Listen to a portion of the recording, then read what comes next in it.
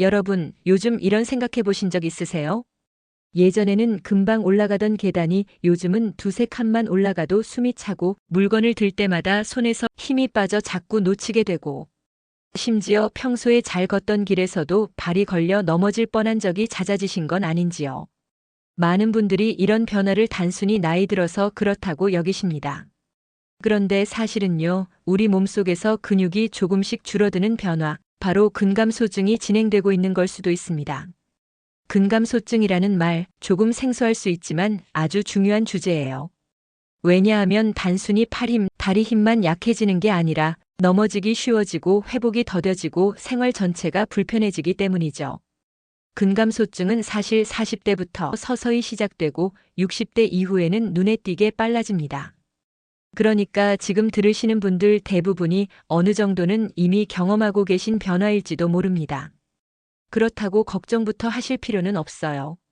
오늘 함께 나누는 이야기를 들으시고 나면 지금부터라도 관리할 수 있구나 하고 마음이 한결 편해지실 겁니다. 근감소증, 왜 생기는 걸까? 우리가 살면서 겪는 근감소증에는 몇 가지 뚜렷한 이유가 있습니다. 먼저 나이가 들면서 몸속 호르몬이 줄어듭니다. 성장 호르몬이나 남성 여성 호르몬은 근육 유지에 중요한 역할을 하는데 이게 점점 줄면서 근육이 쉽게 빠져나가요. 또 활동량이 줄어드는 것도 큰 이유입니다. 퇴직 후 집에 있는 시간이 늘면서 예전처럼 많이 걷거나 몸을 쓰지 않게 되잖아요. 근육은 쓰면 유지되지만 안 쓰면 사라진다는 특징이 있습니다. 거기에 나이가 들수록 식욕이 줄고 특히 고기를 덜 먹게 되면서 단백질 섭취가 부족해집니다. 근육을 만들 재료가 없으니 줄어드는 건 당연한 거죠. 그리고 마지막으로 당뇨나 심장질환, 관절염 같은 만성질환이 있는 경우 근육이 더 빠르게 소모됩니다. 드시는 약의 영향도 있을 수 있고요. 즉, 근감소증은 그냥 나이 탓이 아니라 생활습관, 식습관, 질환까지 여러 가지가 함께 작용하는 겁니다. 이런 증상 혹시 느껴보셨나요? 근감소증은 서서히 진행되기 때문에 놓치기 쉽습니다. 그렇지만 몇 가지 신호를 눈여겨보셔야 해요. 걸음 속도가 예전보다 확실히 느려진다든지, 병뚜껑을 열거나 무거운 가방을 들 때 손 힘이 부족해 자꾸 힘겹다든지, 의자에서 일어나는데 허벅지에 힘이 달려 버티기가 어렵다든지, 아니면 작은 턱에도 발이 걸려 넘어질 뻔한 적이 많아지는 겁니다. 무엇보다도 예전보다 더 자주 피곤하다는 느낌, 이것도 근감소증의 신호일 수 있습니다. 특히 넘어지는 횟수가 늘어난다면 반드시 주의가 필요합니다. 넘어져서 골절이 생기면 회복이 오래 걸리고 그 과정에서 기운이 더 빠지니까요. 실제로 있었던 사례를 보면 70대 초반 한 어르신은 큰 병 없이 지내시던 분이었어요. 그런데 몇 달 사이 계단 오르기가 힘들어지고 시장에 다녀오면 다리가 너무 무겁고 자꾸 비틀거리고 넘어지는 거예요. 병원에 가보니 근감소증 진단을 받으셨습니다. 하지만 포기하지 않으셨어요. 그때부터 매일 10분씩이라도 꾸준히 의자에서 앉았다 일어나기를 하고 식사 때마다 단백질을 꼭 챙겨 드셨죠. 몇 달 지나니 예전보다 걸음이 훨씬 가벼워지고 시장도 자신 있게 다니게 되셨다고 합니다. 이처럼 근감소증은 방치하면 위험하지만 관리하면 충분히 나아질 수 있다는 걸 보여주는 좋은 사례입니다.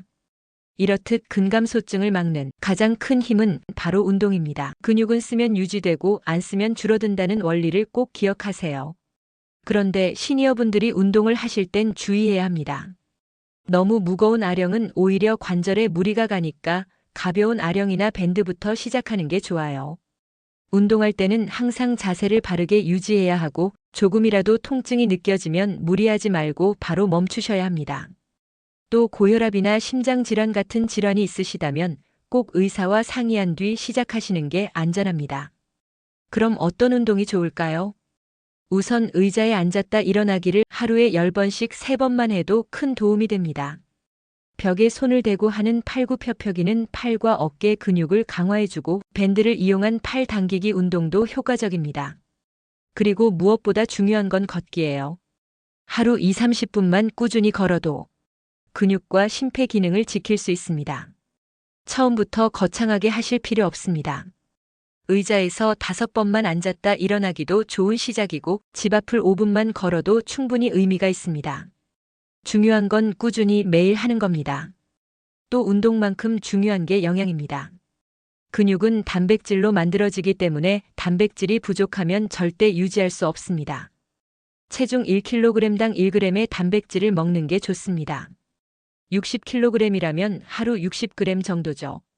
고기, 생선, 달걀, 두부, 콩, 우유 같은 단백질 음식은 매 끼니마다 조금씩 챙겨 드시는 게 좋아요. 거기에 비타민 D와 칼슘도 꼭 필요합니다. 햇볕을 쬐고 우유나 멸치, 시금치 같은 음식을 함께 드시면 좋습니다. 생활 습관도 근감소증과 크게 연결됩니다. 규칙적인 수면은 근육 회복에 꼭 필요하고 흡연과 과음은 근육 건강을 해칩니다. 그리고 집에만 계시지 말고 모임이나 취미 활동, 봉사 활동을 하면서 몸을 꾸준히 움직이세요. 이런 활동이 근육에도 마음 건강에도 큰 힘이 됩니다. 또 60대 여성 한 분은 활동량이 줄면서 허리 통증이 생겨 병원에 갔더니 근감소증 초기 진단을 받으셨어요. 이후 보건소 라인댄스 프로그램에 참여하고 식사 때마다 단백질을 챙겼습니다. 6개월이 지나자 몸이 훨씬 가벼워지고 통증도 줄었다고 합니다. 이처럼 생활 속 작은 변화가 근감소증을 막는 큰 힘이 됩니다. 여러분, 근감소증은 나이가 들면서 누구나 겪을 수 있는 변화입니다. 하지만 그냥 두는 게 아니라 지금부터라도 운동과 식습관, 생활 습관을 챙기면 충분히 막을 수 있습니다. 걸음이 느려지고 손 힘이 약해지고 자주 넘어지는 게 단순히 나이 탓이 아니라는 걸 꼭 기억하세요. 운동과 영양, 생활 습관 3가지를 함께 관리하면 건강한 노후를 보낼 수 있습니다. 오늘부터 작은 실천을 하나씩 시작해 보세요. 그 작은 한 걸음이 여러분의 근육과 건강을 지켜줄 겁니다. 오늘도 영상이 도움이 되셨다면 구독과 좋아요, 알림 설정 부탁드립니다. 우리 함께 건강하게 나이 들어가요. 감사합니다.